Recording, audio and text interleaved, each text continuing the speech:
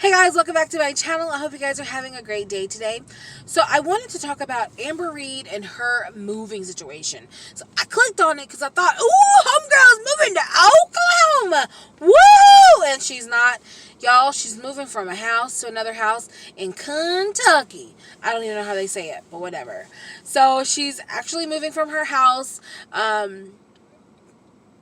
I think that this move has been in the process for a minute because like I think that Amber and Becky and Ricky and Eric, I don't think they get along anymore. So excuse me. I don't think they get along anymore, and I think that the move has been in the talks for a while, even prior to her diagnosis. I think it's been in the talks, and so I think this is just what she needed at this time. However, I do believe that by her moving so quickly, she's actually causing more stress than she needs to. I don't know if, they said that she needed to move rather quickly, which I kind of thought was interesting because with her having a medical condition, I would think her landlord would be more respectful and say, hey, I'll give you, 3 months to move. And I know that she can't, I get her moving so quickly because once you have your surgery, you can't lift and things like that. And I don't know how hysterectomy surgery is, so it could be you have to recover for 6 months. I don't really know. And I think by her being as overweight as she is, she's gonna need more time to recover. So excuse me. I do understand her moving this quickly so she can actually help, because if not, she's just going to be dictating, and that's just going to be a bad situation. So I do understand her helping to move. The only thing I don't understand is how do I say this gently? Why her mother is not going to provide, some financial help for her. I think that that's a strange situation, and I think that she should provide, I don't really know. She could literally not be providing any type of help for her.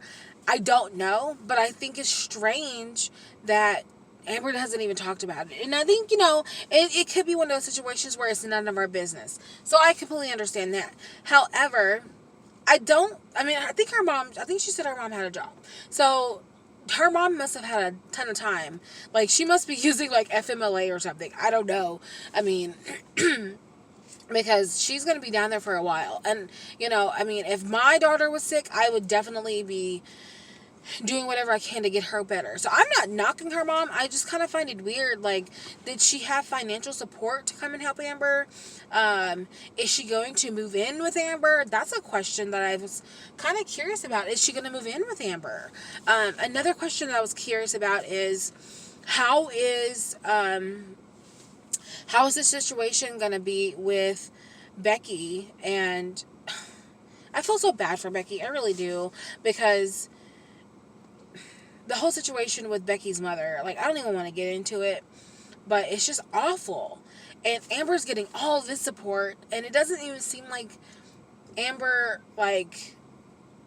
needs a lot of support, because Amber is an overweight girl, but her mother is moving in with her. Y'all, I think that her mother's gonna move in with her.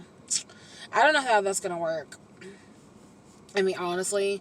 And how is Becky? When you marry someone or date someone or be with someone for a long time, you don't want them to get sick, but you do sign up for the long haul. And, Becky is she signed up for the good and the bad. I have to hand it to Becky. She didn't leave. And, I'm not saying that Destiny and Crystal are bad. They left before she got sick. So, you know what I mean? But Becky's hanging in there. I just don't see them... I don't see that this house is going to change, their situation. I don't know. I'm being dramatic, whatever. I just think that it's going to, what is it called? Okay. I think it's going to mirror the same problems they had over at the other house. I could be wrong, but I truly believe it's going to mirror the same problems. So, I'm going to, Amber just, I think one of the problems that kind of irritates me is that she's very needy, and I don't see her liking this new house because she's gonna complain about her surgery. Understandably, she's gonna be uncomfortable, but I don't think the house is gonna change the fact that she might not like she might not like Becky anymore. That moving is not gonna change that. Her surgery is not gonna change that. I don't think she likes Becky anymore. And you're probably like, how does that relate to moving? Moving from one drama to it's like moving jobs. If you don't like your job here, you're going to find something not to like at your job here. There's a common denominator. You find drama. You know what I mean? Like, if you're a drama starter, you find drama. So I don't think Amber's going to like it because she doesn't want to be... I think she wants to be with Becky in the sense that Becky's been there for her. And she's been there for her. They've been there for each other. But changing and moving and...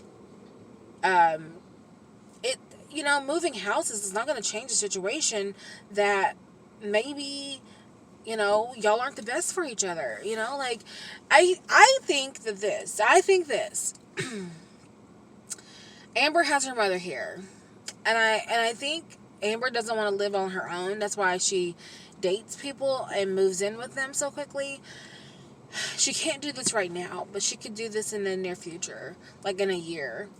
Amber needs to live on her own. I really believe that. She needs, and maybe not necessarily break up with Destiny, or that I keep saying that girl's name, not break up with Becky, but I think she needs to be on her own, live on her own, have her own responsibilities, have her own bills, have all of this, because she, like, as much as I've seen her, she's never lived on her own.